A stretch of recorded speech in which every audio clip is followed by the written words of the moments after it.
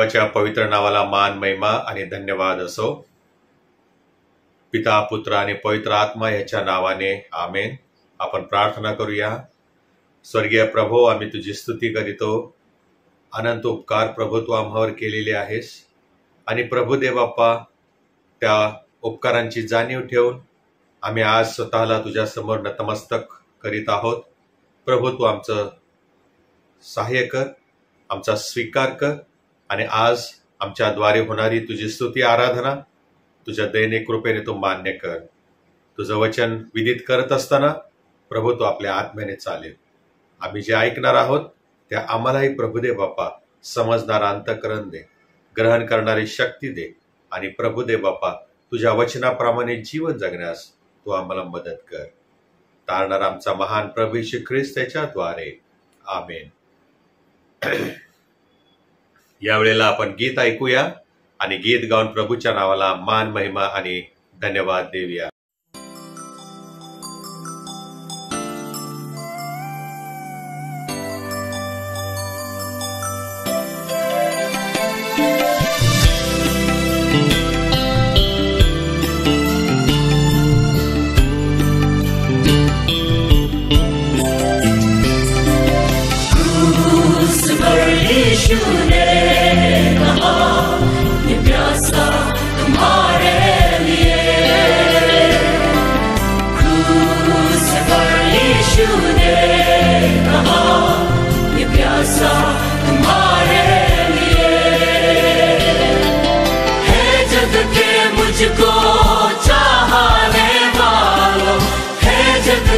मुझको चाहने वालों, तुमने मुझे क्यों छोड़ दिया?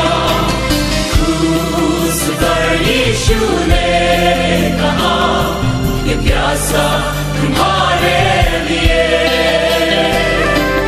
क्रूस पर यीशु ने कहा, ये प्यासा तुम्हारे लिए. सबके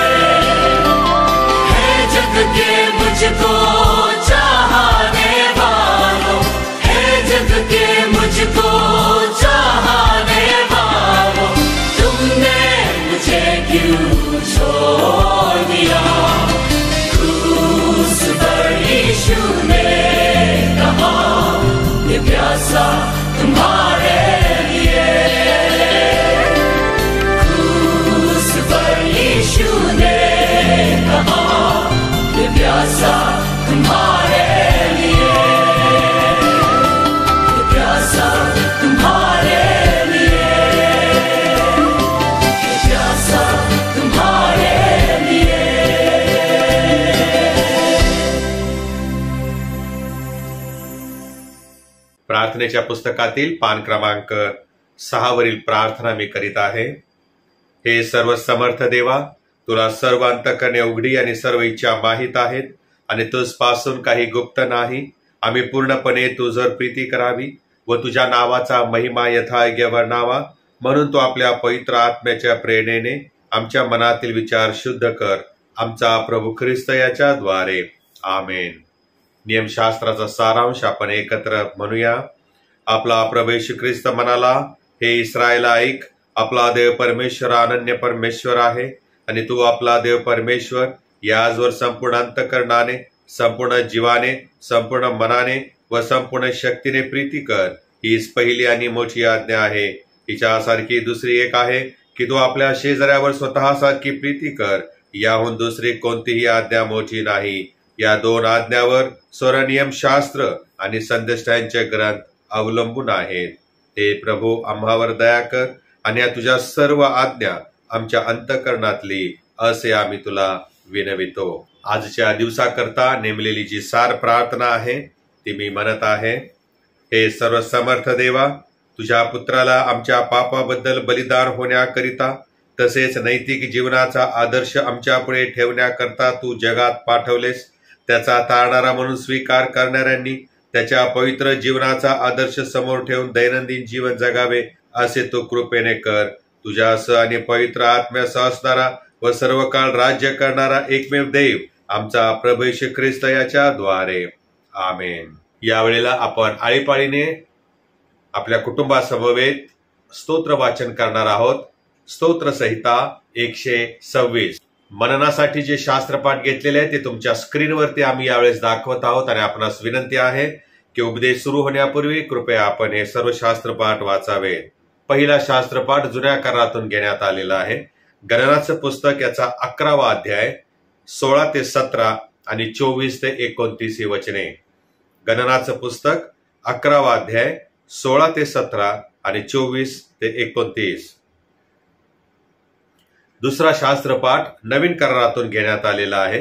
करिंथकराचं पहिलं पत्र 3रा अध्याय 1 ते 9 आणि 18 ते 23 ही वचने.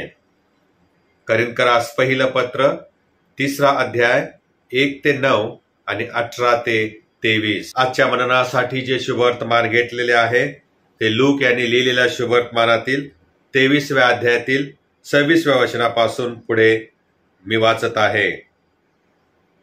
लूक यांनी लिहिलेलं शुभवर्तमान याचा 23वा अध्याय 26 ते 49. पुढे ते त्याला घेऊन जात असता कोणी एक कुरणेकर शिमोन शेतावरून येत होता. त्याला त्यांनी धरून त्याच्यावर वधस्तंभ लादला आणि त्याला येशूच्या मागे तो वाहण्यास लावले. तेव्हा त्यांच्या मागे लोकांचा व ऊर बडवून घेऊन त्याच्यासाठी शोक करीत असलेल्या स्त्रियांचा मोठा समुदाय चालला होता. येशू त्यांच्याकडे वळून म्हणाला, अहो यरूशलेमेच्या कन्यांनो, माझ्यासाठी रडू नका, तर स्वतःसाठी व आपल्या मुलाबाळांसाठी रडा. कारण पहा, असे दिवस येतील की ज्यात वांस, न प्रसवलेली उदरे व न पाजलेले स्तन ही धन्य आहेत असे म्हणतील. त्या समयी ते पर्वतांस म्हणू लागतील, आम्हावर पडा, आणि टेकड्यांस म्हणतील, आम्हास झाका. ओल्या झाडाला असे करतात तर वाळलेल्यांचे काय होईल. त्याच्याबरोबर दुसऱ्या 2 जणांस ते अपराधी असल्यामुळे वधस्तंभावर खेळण्यासाठी नेले. नंतर ते कवटी म्हटलेल्या जागे आले. तेव्हा तेथे त्यांनी त्याला व त्या अपराध्यास एकाला त्याच्या उजवीकडे व एकाला डावीकडे असे वधस्तंभावर खेळले. तेव्हा येशू म्हणाला, हे बापा, त्यांना क्षमा कर, कारण ते काय करीतात हे त्यांना समजत नाही. नंतर त्याची वस्त्रे आपसात वाटून घेण्यासाठी त्यांनी चिठ्ठ्या टाकल्या.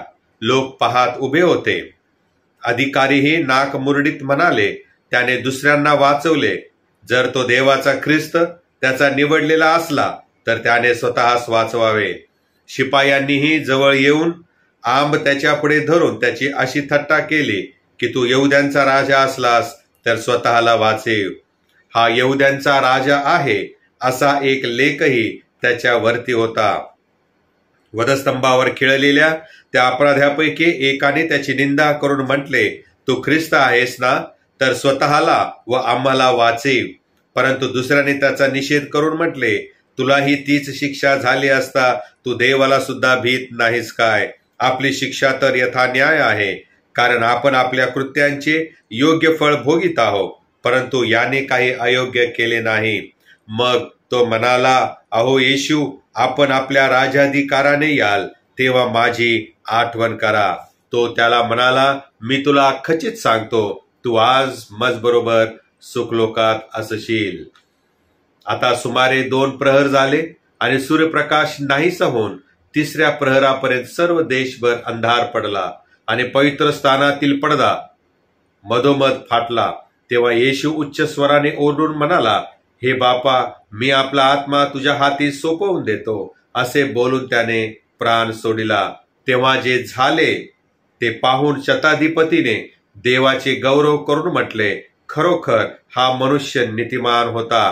हे दृश्य पाहण्याकरता जमलेले सर्व लोकसमुदाय झालेल्या घटना पाहून ऊर बडवीत परत गेले. तेव्हा त्यांच्या ओळखीचे सर्वजण व ज्या स्त्रिया त्याच्या मागे गालिलाहून आल्या होत्या त्या हे पाहत दूर उभ्या राहिल्या होत्या. हे ख्रिस्ताचे शुभवर्तमान आहे. हे ख्रिस्ता, तुझी स्तुती असो. यावेळेला आपण आपला विश्वास प्रगट करूया आणि सर्वजण मिळून प्रेषिताचा मतांगीकार एकत्र म्हणूया. प्रेषिताचा मतांगीकार.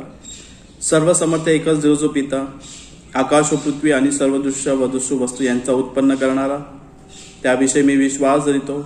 आणि एकच प्रभू येशू ख्रिस्त, जो देवाचा एकुलता एक पुत्र, जो सर्व युगापूर्वी आपल्या पित्यापासून जनित झाला, देवापासून देव, प्रकाशापासून प्रकाश, खऱ्या देवापासून खरा देव, जो जनित आहे, कृत नाही, जो पित्याच्या तत्वाचा आहे, ज्याकडून अवघे झाले, जो आम्हा मनुष्यांसाठी व आमच्या तारणासाठी स्वर्गातून उतरला आणि पवित्र आत्म्याच्या योगाने कुमारी मरियाईपासून देहधारी होऊन मनुष्य झाला आणि पंत पिलाताच्या वेळेस आम्हासाठी ज्याला कृषी दिले, ज्याने दुःख भोगिले व ज्याला पुरले, जो शास्त्रलेखाप्रमाणे 3ऱ्या दिवशी पुन्हा उठला आणि स्वर्गात चढला आणि पित्याच्या उजवीकडे बसलेला आहे आणि जो जिवंतांचा व मेल्यांचा न्याय करायला गौरवाने पुन्हा येणार आहे, ज्याच्या राज्याचा अंत होणार नाही, त्याविषयी मी विश्वास धरितो.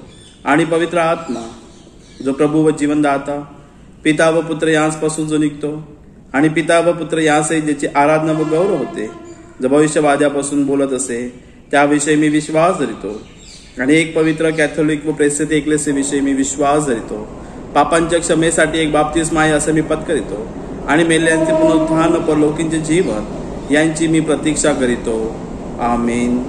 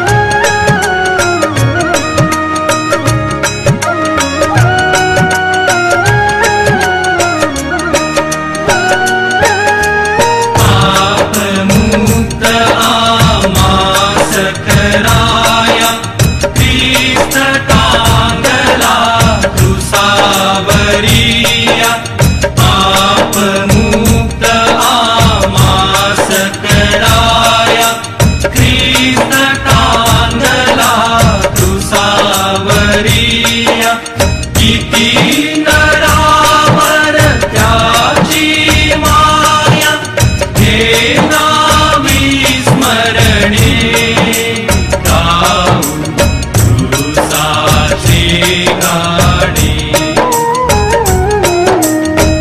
क्रूसाची गाणी गाऊ क्रूसाची गाणी क्रूसाची गाणी गाऊ क्रूसाची गाणी झालेला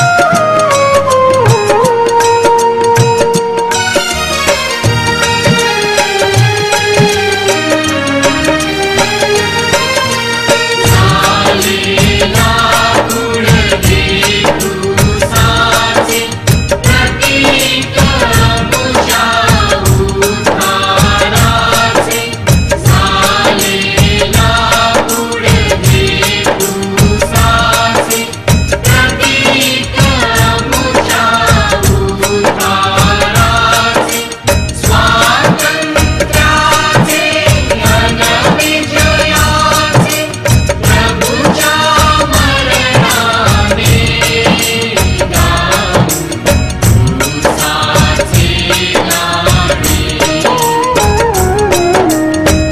क्रूसाची गाणी गाऊ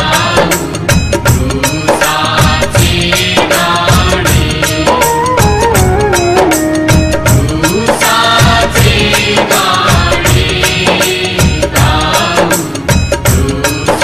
क्रूसाची गाणी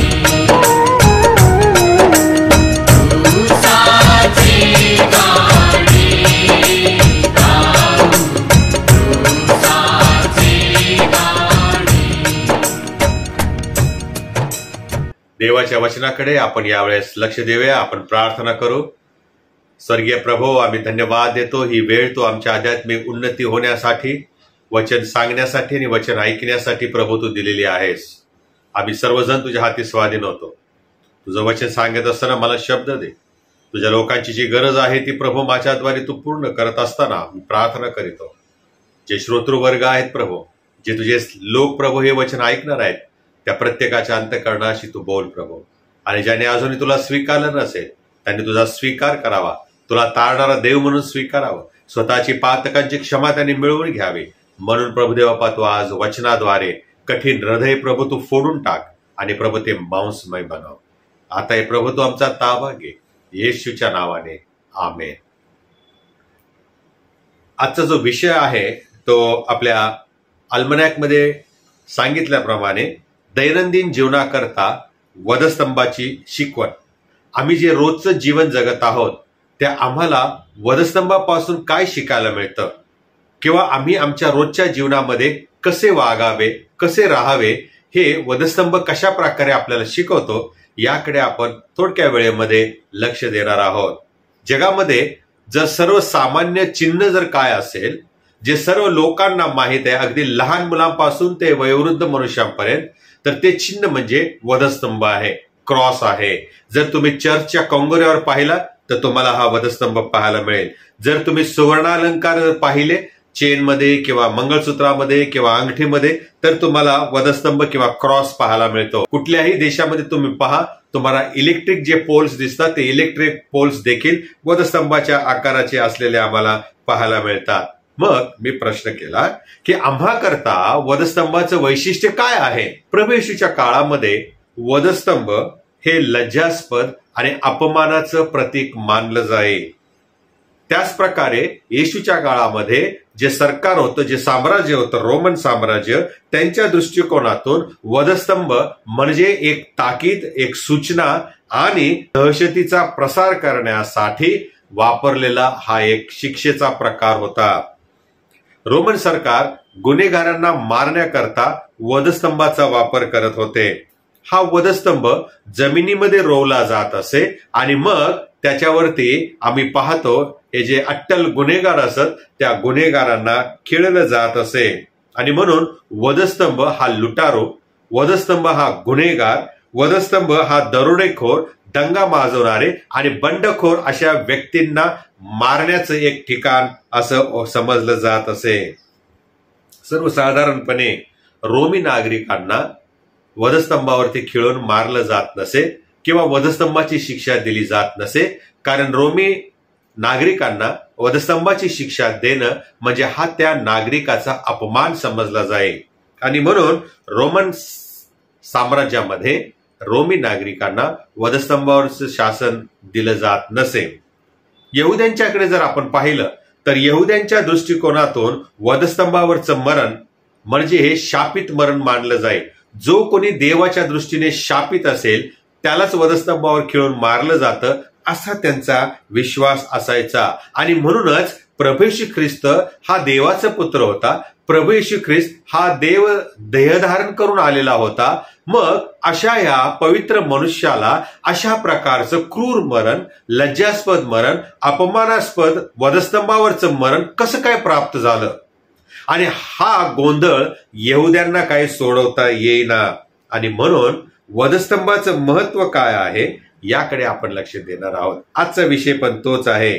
याच गोष्टीवर आपण विचार करणार आहोत. एक नवीनरित्या वधस्तंभ आणि येशूचं मरण यावरती आपण मनन करणार आहोत. आणि हा वधस्तंभ आपणाला रोजच्या जीवनामध्ये काय शिकवतो हे आपण थोडक्यामध्ये आता पाहूया. पहिला मुद्दा आहे, वधस्तंभ हे एक गरजेचं साधन होतं.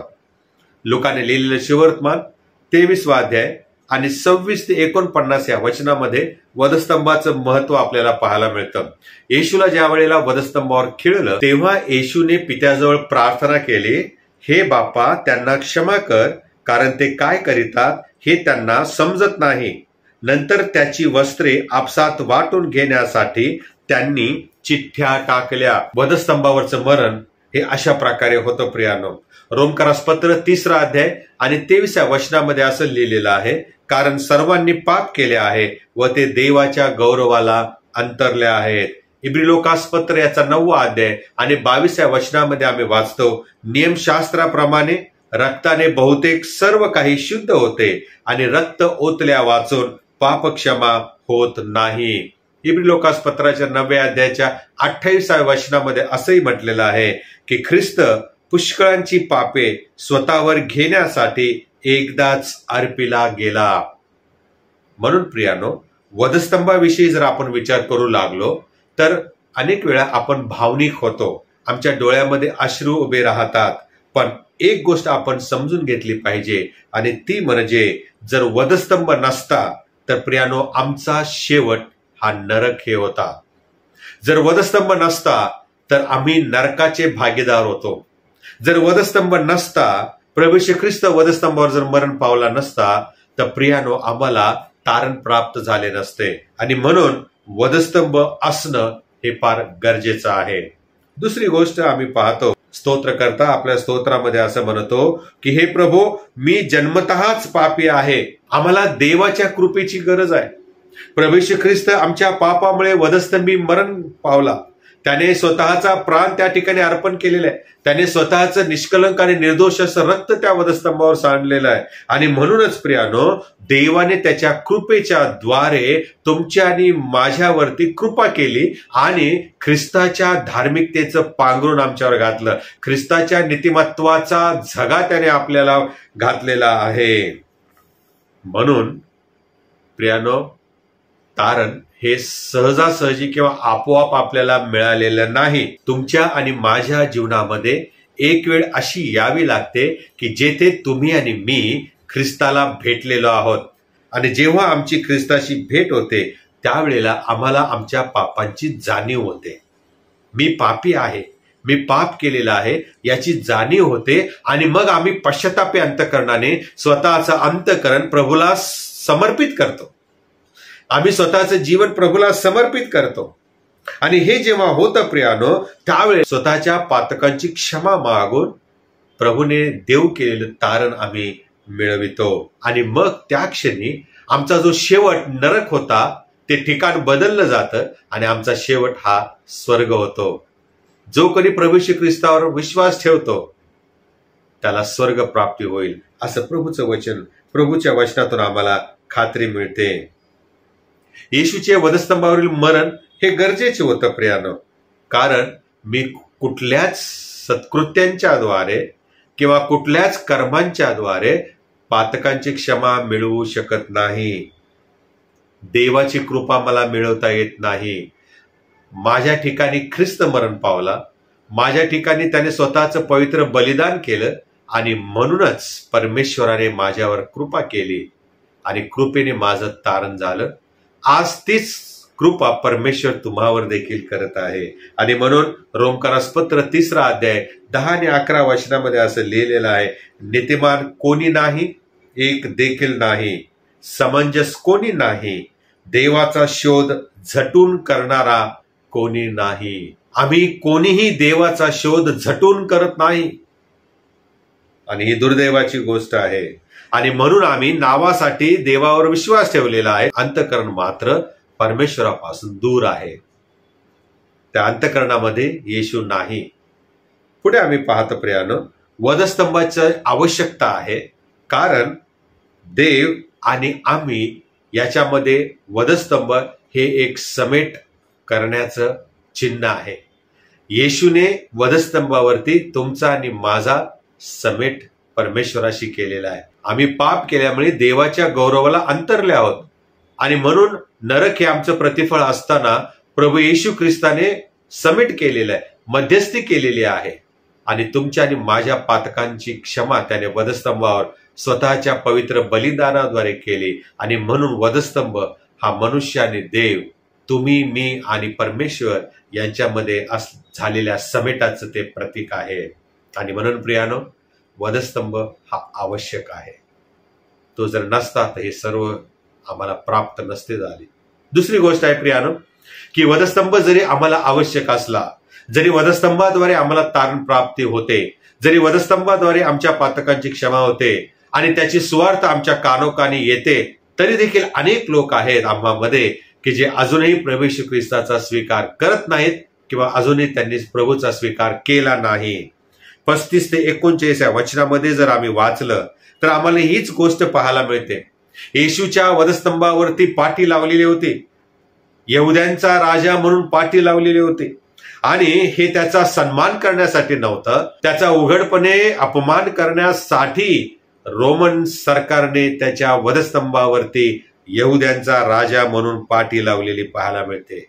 त्याच्याद्वारे ते त्याची थट्टा करत होते, त्याला चिडवित होते, कारण यरुशलेमेमध्ये त्याचा गाढवीच्या शिंगरावर बसून लोकांनी राजा म्हणून आणलेलं होतं आणि म्हणूनच त्याचा धिक्कार करण्यासाठी, त्याची थट्टा मस्करी करण्यासाठी रोमन सरकारने तू हा यहुद्यांचा राजा आहे ही पाटी त्याच्या वधस्तंभावर लावलेली होती.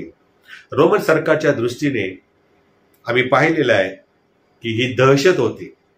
जो कोणी स्वतःला राजा म्हणवेल, रोमन सत्ता आहे तिच्या विरोधामध्ये जो बंड पुकारेल, त्याच्या विरुद्ध अशा प्रकारचं शासन किंवा मरण, क्रूर मरण वधस्तंभावरचं जे आहे ते दिले जाईल. आणि हे दर्शवण्यासाठी आणि त्याद्वारे दहशत पसरवण्यासाठी रोमन सरकारने येशूच्या वधस्तंभावर हा यहुद्यांचा राजा आहे ही पाटी लावलेली होती.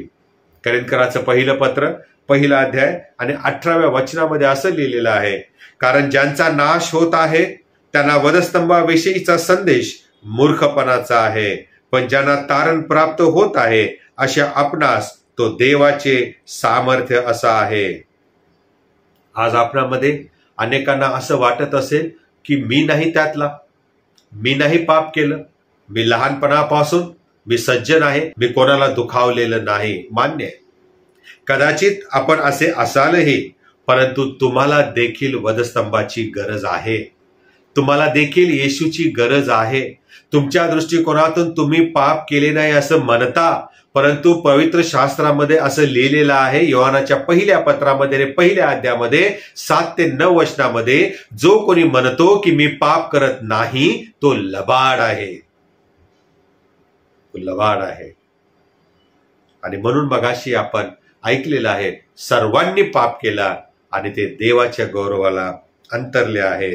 कदाचित तुम्ही आणि मी मनुष्यांचे नियम पाळलेले असो, आणि म्हणूनच आम्ही म्हणू शकतो की आम्ही काही पाप केलंच नाही, त्यामुळे आम्हाला काही तारणाची गरज नाही, त्या येशूची आम्हाला काही गरज वगैरे काही नाही. पण मला तुम्हाला सांगू द्या प्रियानो, रोमकरास पत्र 3 अध्याय 23 वचन आयुष्यात कधी विसरू नका. सर्वांनी पाप केले आहे आणि ते देवाच्या गौरवाला अंतरले आहेत. आम्ही देवाचे नियम मोडलेले आहे हे आम्ही कधी विचारात घेत नाही. आम्ही जगिक दृष्टिकोनातून, मानवी दृष्टिकोनातून मनुष्यांचे जे नियम आहेत ना ते मी पाळले आहेत आणि म्हणून मी चांगला आहे, सज्जन आहे, धार्मिक आहे, नीतिमान आहे असं आम्ही स्वतःला म्हणतो. परंतु जर आम्ही बारकाईने पाहिले तर देवाचे अनेक नियम आपण मोडलेले असतात. लहान असताना आम्ही खोटं बोललेलो आहोत आणि खोट्या बोलण्याच्या द्वारे अजूनही मोठं झाल्यावरही लोक खोटं बोलतात, तो भाग वेगळा. आणि मोबाईल धारक जे आहेत ते तर जास्तच खोटं बोलतात, असतात एका ठिकाणी सांगतात दुसऱ्या ठिकाणी आहे म्हणून वगैरे. आम्ही जे खोटं बोलतो ते देवाच्या वचनाच्या विरोधात आहे. 10 आज्ञापैकी एक आज्ञा आम्हाला स्पष्ट आहे की खोटे बोलू नको.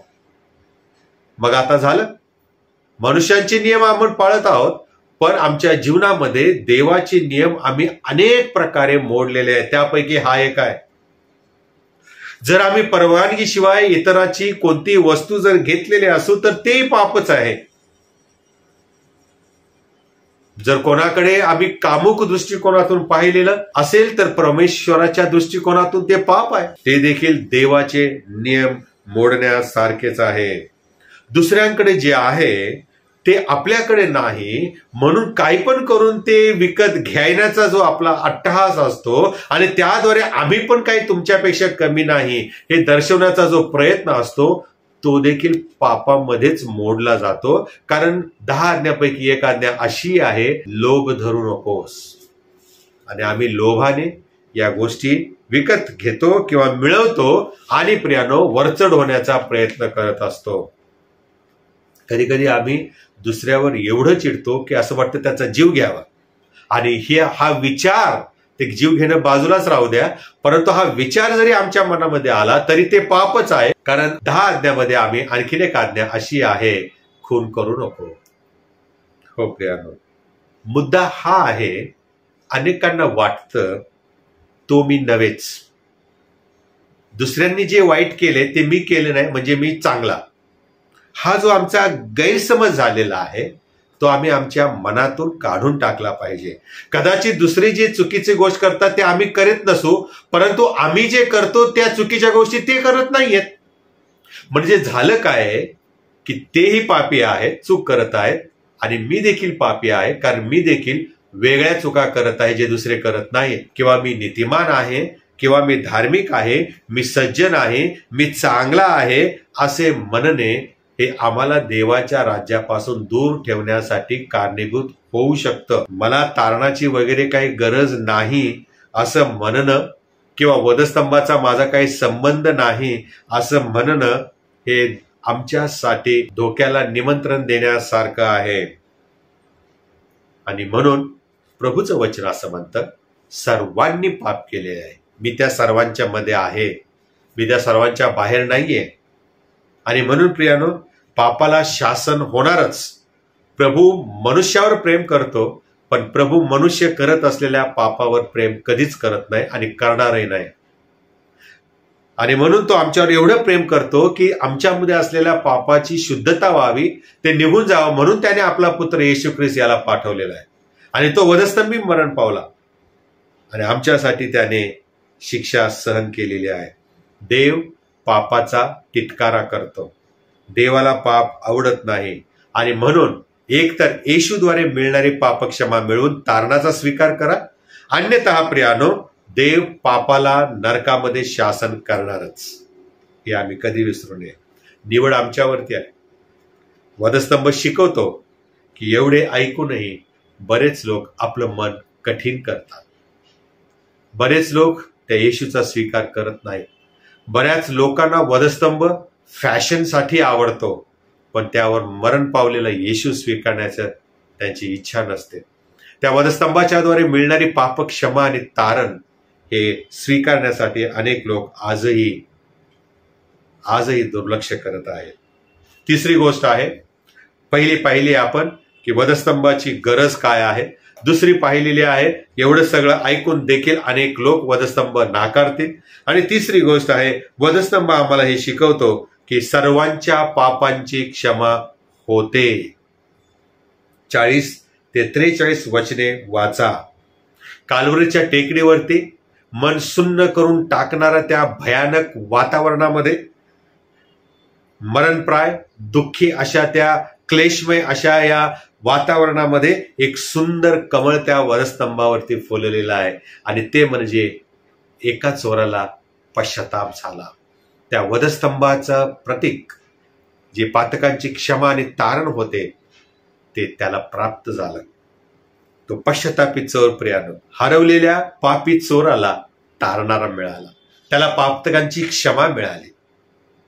आणि लोकांकरता हा चोर निरुपयोगी होता. त्याला आता काही सुटका नव्हती प्रियानो. लोकांनी त्याला वधस्तंभावर मारून टाकण्याचा निश्चयच केलेला होता. त्याला काही आशाच नव्हते, त्याला भवितव्य काहीच नव्हतं. कारण तो एक अट्टल गुन्हेगार होता, तो एक बंडखोर होता, तो क्षमेसाठी पात्र नव्हता असं यहुद्यांचं म्हणणं होतं.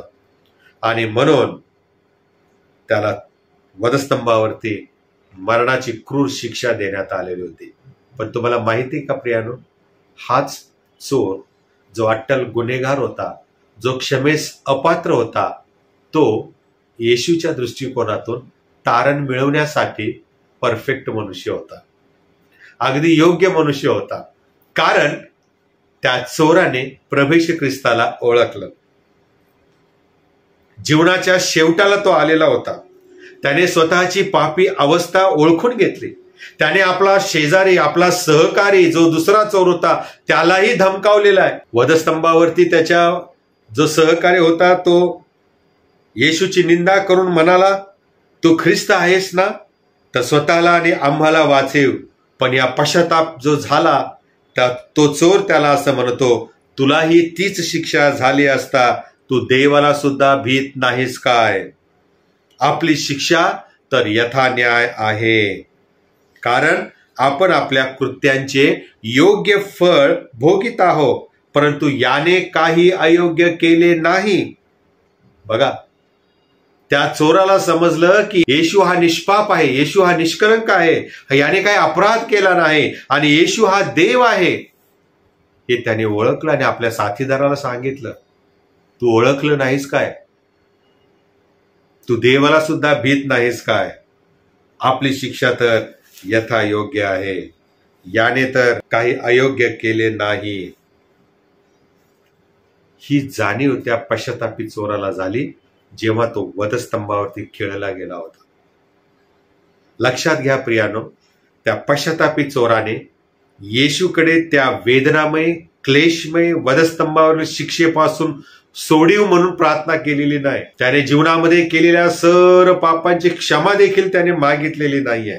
कारण त्याला कळालं होतं की माझ्या सर्व आतापर्यंतच्या पातकांची शिक्षा म्हणजे वधस्तंभावरचं क्रूर मरण आणि ते मी भोगत आहे आणि आता माझी सुटका नाही हे त्याने ओळखलं होतं.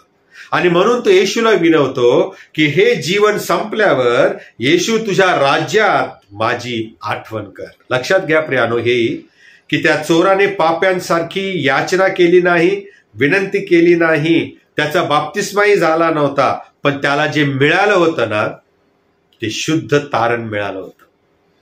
कारण येशूने त्याचं अंतर्याम पाहिलं होतं, येशूने त्याचं हृदय पारखून पाहिलं होतं. तोंडाने चाललेली बडबडच त्याने पाहिली नाही येशूने, तर त्याच्या अंतःकरणामध्ये येशूनं डोकावलेला आहे. आणि म्हणून स्तोत्रकर्ता 34व्या स्तोत्रातील 18व्या वचनामध्ये असं म्हणतो की परमेश्वर भग्न हृदय लोकांच्या सनिध असतो, अनुतप्त मनाच्या लोकांचा तो उद्धार करतो. आणि चोराच्या बाबतीत असंच झालेलं आहे. तो भग्न हृदयाने प्रभूला पाहत होता, अनुतप्त हृदयाने तो प्रभूकडे आलेला होता आणि म्हणून प्रभूने त्याच्या वचनाप्रमाणे त्या चोराचा उद्धार केलेला आहे आणि त्याला आश्वासन दिलं, मी तुला खचित सांगतो, तू आज माझ्या बरोबर सुखलोकात असशील. आपलं वय किती झालं याचा विचार करू नका. आता सगळं जीवन संपलंय, आता काय पश्चाताप करून उपयोग, असं अजिबात म्हणू नका. या चोराकडे पहा, ज्याला काही आशा नव्हती, ज्याचं आयुष्यच संपत आलेलं होतं, पण त्या संपणाऱ्या आयुष्याच्या शेवटाला त्याने वधस्तंभाचं महत्व त्याला कळालं.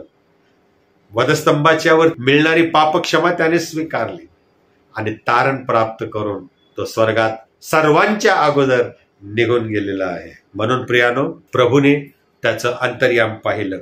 प्रभू आजही आमचं अंतर्याम पाहतो. प्रियानो, आम्ही पश्चाताप करावं ही प्रभूची इच्छा आहे. मेल्यावरती काही उपयोग नाही. मरणानंतर आम्ही पश्चाताप करू शकत नाही. मरणानंतर प्रभूकडे आम्ही विनंती करू शकत नाही. आणि म्हणून माझं आता सगळं झालं, आता माझं आयुष्य संपलं असं म्हणू नका. कारण प्रियानो, ज्यांचं तारण येशू ख्रिस्त करू शकतो, ज्यांचं तारण देव करू शकतो, असे अनेक माणसं आजही जिवंत आहेत. प्रियानो, तुम्ही आणि मी आजही जिवंत आहोत आणि आजही प्रभू आमचं तारण करू शकतो. म्हणून मरण्या अगोदर आपण पश्चातापी अंतकरणाने प्रभूकडे वळूया. त्या वधस्तंभाचा आपण स्वीकार करूया. कारण जर आम्ही निश्चय केला, त्या वधस्तंभाकडे आम्ही जर चालत आलं, त्या वधस्तंभावर खिळलेल्या येशूकडे आपण जर पाहिलं आणि त्याला स्वीकारलं, तर प्रियानो, आमचं मन वळवणारा दुसरा कोणीही मनुष्य किंवा कुठली शक्ती या जगात टिकाव धरू शकणार नाही. वधस्तंभ आम्हाला हेच शिकवतो. आजही येशू आमच्या पातकांची क्षमा करण्यास उत्सुक आहे. फक्त तो आमची त्याच्याकडे येण्याची वाट पाहत आहे. चौथी गोष्ट आहे, वधस्तंभामुळे आपण देवाशी संबंध ठेवू शकतो. वधस्तंभामुळे आपण देवाशी संपर्क करू शकतो. 44 आणि 45 वचनामध्ये आम्ही हे पाहतो. प्रियानो, येशूच्या वधस्तंभी मरण्यापूर्वी एक आणि एकच व्यक्ती जी मंदिरामध्ये सर्व राष्ट्रांच्या पातकांची क्षमा मागण्यासाठी परमपवित्र स्थानामध्ये जात होती आणि ती म्हणजे याजक.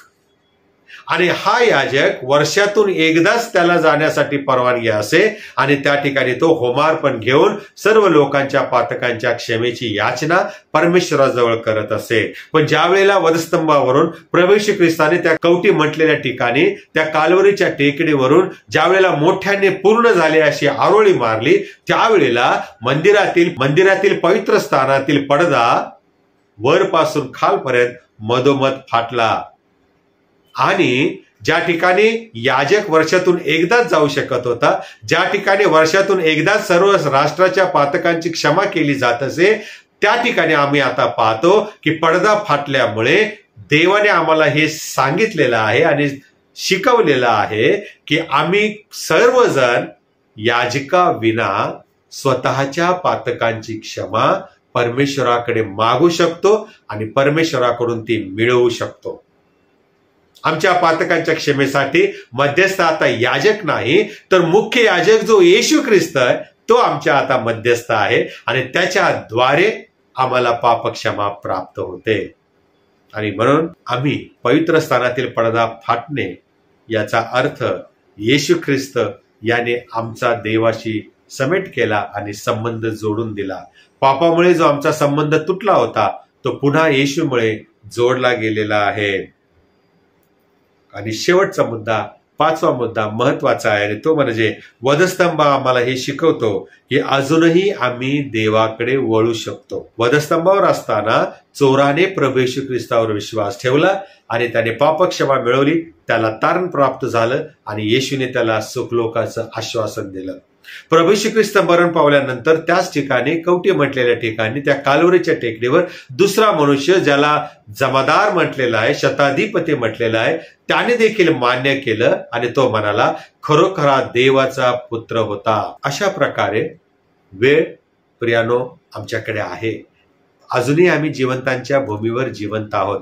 जर त्या येशूला स्वीकारलं नसेल, जर त्या वधस्तंभाला आम्ही कवटाळलं नसेल, तर हीच वेळ आहे प्रियानो, आपण त्या वधस्तंभाच्या पायथ्याशी जाऊ, त्याला कवटाळू. कारण त्यावरती माझा येशू मरण पावलेला आहे. माझ्या पापांसाठी तो मरण पावला. माझ्या पातकांची क्षमा व्हावी म्हणून त्याने आपलं निर्दोष निष्कलंक असं रक्त सांडलेलं आहे. माझं शरीर स्वच्छ शुद्ध व्हावं, निर्मळ व्हावं म्हणून त्याने स्वतःचं पवित्र शरीर त्या वधस्तंभावर अर्पण केलेलं आहे. आणि म्हणून वधस्तंभ हा माझ्यासाठी गरजेचा आहे. वधस्तंभ मी नाकारू नये. वधस्तंभाच्या द्वारे माझा आणि देवाशी समेट झालेला आहे. वधस्तंभाद्वारे माझा आणि देवाशी संपर्क झालेला आहे आणि वधस्तंभाद्वारे मी तारण प्राप्ती मिळवू शकतो. त्याला वयाचं बंधन नाही, हे आज मला शिकायला मिळालेलं आहे. तुम्हाला शिकायला मिळालेलं आहे. आज जर पवित्र आत्मा तुम्हाला प्रेरणा देत असेल, आज जर पवित्र आत्मा तुमच्या हृदयाशी बोलत असेल, तर प्रियानो ते हृदय उघडा, प्रभूला त्या हृदयामध्ये येऊ द्या. पवित्र आत्म्याला खिन्न करू नका. पवित्र आत्म्याच्या प्रेरणेने चालणाऱ्या सेवा, तो देवाचा आत्मा तुमच्याशी बोलत आहे. अजूनही जर त्या येशूला तुम्ही स्वीकारलं नसेल, तर प्रियानो तुम्ही प्रभूकडे या. प्रभू तुमची वाट पाहत आहे. चला आपण त्या प्रभूकडे जाऊ आणि त्या वधस्तंभाला कवटाळू, म्हणजे प्रभू आम्हाला विजयी ख्रिस्ती जीवन जगण्यासाठी शक्ती आणि सामर्थ्य देईल. आपण प्रार्थना करू. हे प्रभू, आम्ही तुझी स्तुती करीतो आणि धन्यवाद देतो. वधस्तंभ आमच्यासाठी किती गरजेचं आहे हे तू दाखवलंस. जर वधस्तंभच नसता तर प्रभू आमचा शेवट नरक होता. जर वधस्तंभ नसता तर आम्हाला तारणाची आशाच नव्हती. परंतु प्रभू वधस्तंभामुळे, त्या वधस्तंभावर खेळलेल्या ख्रिस्त येशूमुळे आमच्या पातकांची क्षमा झाली, आम्हाला तारण प्राप्ती झाली. ते मिळवण्यासाठी तू आम्हाला ही संधी दिलीस, ही वेळ दिलीस, हा दिवस दिलास. आभार मानतो प्रभू. मी प्रार्थना करतो त्या वधस्तंभाला कवटाळून वधस्तंभाची घोषणा आम्ही करावी, वधस्तंभाला साजेल असं आम्ही जीवन जगावं, असं तू कर. येशूच्या नावाने आमेन. ही वेळ आहे प्रभूचे देणे प्रभूला देण्याची. आपण आपली अर्पणे आदराने आणि सद्भयाने प्रभूला सादर करूया. प्रभू आपल्या वचनामध्ये म्हणतो, घेण्यापेक्षा देणे यात धन्यता आहे. असे जे वचन प्रभू येशू स्वतः म्हणाला होता त्याची आठवण ठेवावी आणि आपणाला प्रसंग मिळेल त्याप्रमाणे आपण सर्वांचे व विशेषतः विश्वासाने एका घरचे झालेल्यांचे बरे करावे.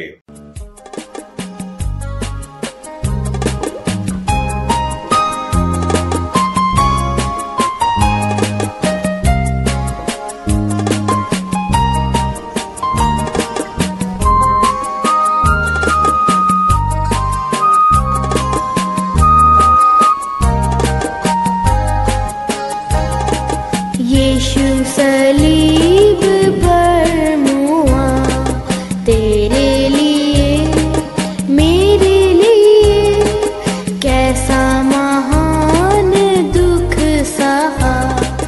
तेरे लिए मेरे लिए यीशु सलीब पर मुआ, तेरे लिए मेरे लिए कैसा महान दुख सहा.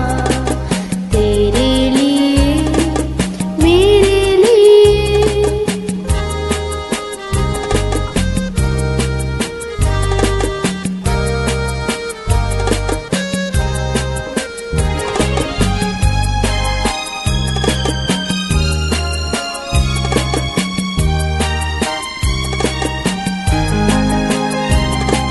नदियाँ वो कैसी खून की क्रीस के क्रूस से पार गई. नदियाँ वो कैसी खून की क्रीस के क्रूस से पार गई. धुल गए दाग मिट गए पाप, धुल गए दाग मिट गए पाप. यीशु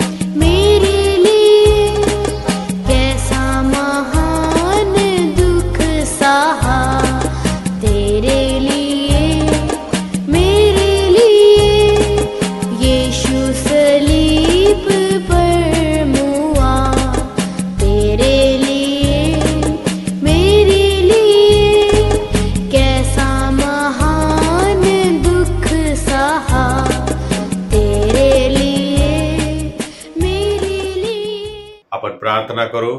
हे जगाच्या निर्माणकर्त्या पवित्र दूत तुझी निरंतर आराधना करीतात.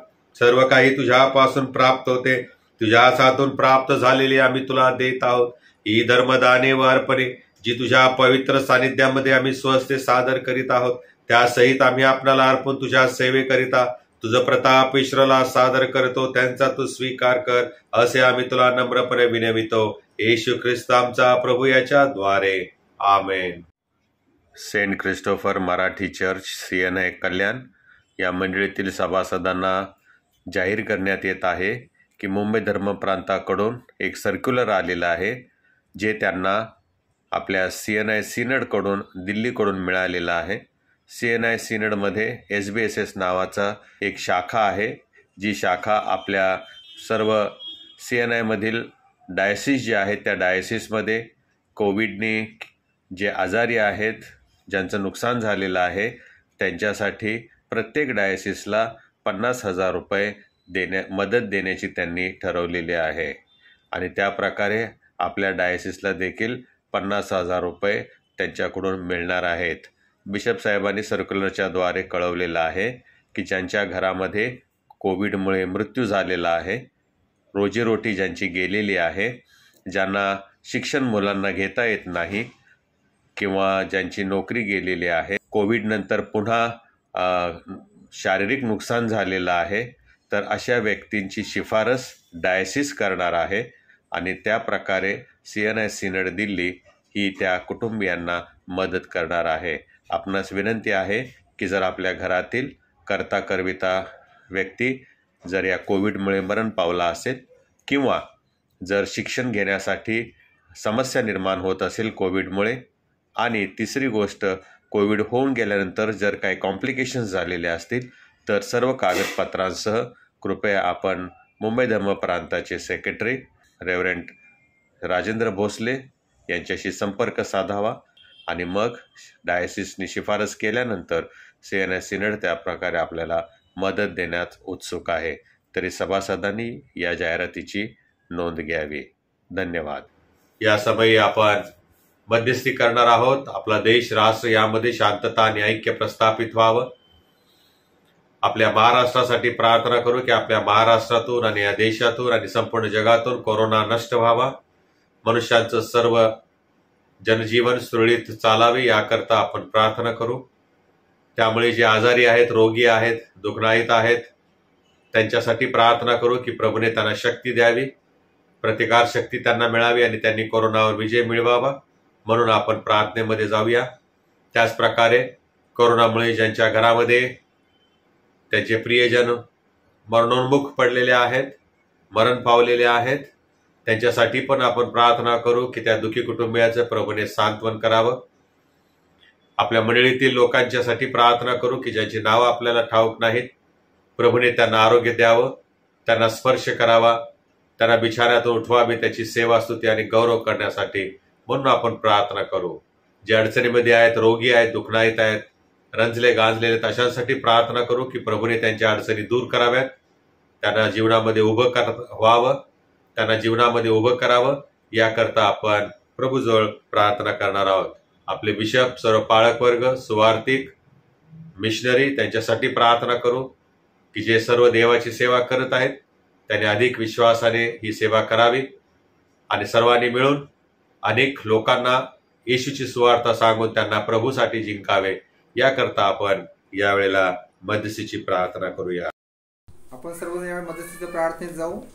मध्यस्थीची प्रार्थना सुरू असताना मंडळीने तुला विनवितो आमचे ऐक असा प्रतिसाद द्यावा. आपण प्रार्थना करू. हे सर्वसमर्थ ईश्वरा, सर्व मानवांसाठी प्रार्थना, विनंत्या व मध्यस्थी करावी असे तू आम्हाला शिकविले आहे. आम्ही प्रार्थना करतो तेव्हा तू ऐक. तू प्रसन्न होऊन आपल्या सार्वजनिक एक्लेसियाला सत्याच्या, ऐक्याच्या व एकात्मतेच्या आत्म्याने सदैव प्रेरणा देत असावे म्हणून तुला विनवितो आमचे ऐक. हे जगत चालका, जे तुझे पवित्र नाम पत्करितात त्या सर्वांनी तुझ्या पवित्र वचनाच्या सत्याशी सहमत असावे आणि ऐक्य व ईश्वरोचित प्रीतीत राहावे म्हणून तुला विनवितो तू आमचे ऐक. हे स्वर्गीय बापा, आमचे सर्व बिशप, प्रिस्ट व डिकन यांना विशेषतः सेवक, आमचे मॉडरेटर रेव्हरंड PC सिंग, त्याचप्रमाणे आमचे बिशप राईट रेव्हरंड डॉक्टर प्रकाश पाटोळे, त्याचप्रमाणे आमचे चर्चचे आचार्य रेव्हरंड डॉक्टर सुनील आवळे यांना आपल्या आचरणाने व तत्वनिष्ठेने तुझे खरे व जीवनदायी वचन प्रकट करण्यास व तुझ्या पवित्र साक्रमेंटाचे अनुष्ठान यथाविधी योग्य रीतीने चालविण्यास तू अनुग्रह द्यावा म्हणून तुला विनवितो आमचे ऐक. हे सत्यस्वरूपा, तुझ्या एकलेसेची उभारणी व शुभवर्तमानाचा प्रसार करावा म्हणून ज्या तुझ्या इतर सेवकास निरनिराळी कामे करण्यास तू पाचारण केले आहेस त्यांना आशीर्वाद द्यावा आणि सर्व जग तुझ्या सत्याच्या ज्ञानाने भरले जावे म्हणून तुला विनवितो आमचे ऐक. हे जगत प्रकाशा, तुझ्या सर्व लोकांस विशेषतः जो भक्तगण येथे आहे त्याला लीन अंतकरणाने व योग्य भक्तिभावाने तुझे पवित्र वचन ऐकून स्वीकारण्यास आणि तुझी सेवा खरेपणाने, पवित्रतेने व धार्मिकतेने आयुष्यभर करण्यास तू आपला दिव्य अनुग्रह द्यावा म्हणून तुला विनवितो आमचे ऐक. हे जगन्नायका, सर्व राष्ट्रांना नीतिमत्तेच्या व शांततेच्या मार्गाने चालू त्यांचे राज्य करते, विशेष करून आमचे राष्ट्रपती, पंतप्रधान, राज्यपाल व त्यांच्या अधिपत्याखालील सर्व अधिकारी असे मार्गदर्शन कर की तुझ्या लोकास त्यांनी न्यायाने व शांततेने वागवावे म्हणून तुला विनवितो आमचे ऐक. हे प्रभू, तुझ्या स्वर्गीय आशीर्वादाने टंचाई व दुष्काळ यापासून बचाव व्हावा व भूमीचं उत्पन्न हंगामानुसार कृतज्ञ अंतकरणाने आम्ही उपभोगावे म्हणून तुला विनवितो आमचे ऐक. हे दयाघना, या नश्वर आयुष्यात जे कोणी क्लेश, शोक, अडचण, दुखणे अथवा दुसरी कोणती विपत्ती यांनी पीडित असतील, ज्यांची नावे आम्हाला ठाऊक नाही, त्या सर्वांकरता बापा आज आम्ही प्रार्थना करीत आहोत. त्या सर्व दुःखित कुटुंबाची आम्ही आठवण करीत आहोत. होय बापा, तू सर्वांना हाताचा स्पर्श करून त्यांना आरोग्य दे व त्या सर्वांचे तू सांत्वन व सहाय्य करावे म्हणून तुला विनवितो आमचे ऐक.